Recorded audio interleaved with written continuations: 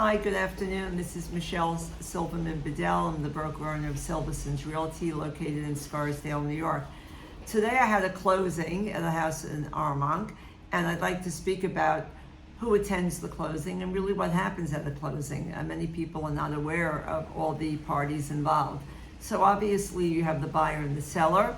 You have a title closer representing the title company. You have a bank attorney representing the lender, if in fact it's financing is involved, and you have the buyer's attorney and you have the seller's attorney. They review all the documents, and if you haven't been in a closing in New York or haven't bought property, you are inundated with paperwork. I mean, it's just the volumes of paper that, and mostly the deed. The deed shows ownership. It has to be recorded in the county clerk's office.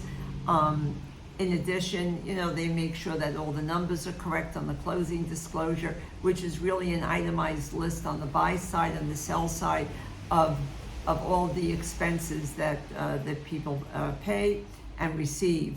Also, they want to make sure that there are no issues that could come up. Sometimes at a closing, I've seen that violations is still an outstanding issue, and that has to be settled. Or any kind of post-occupancy arrangement. Often that is arranged at the closing, and it is a document that's written up by the attorneys. If somebody has to stay the seller has to stay in the house post-closing, so that has to be an agreement written up between the buyer and the seller. So as you can see, it's a happy day for everybody. The seller sells, the buyer buys a new home, but issues can arise, but in most cases it works out, and it's a very congenial and pleasant experience for all. And this buyer gets the keys and everybody moves on. Thank you.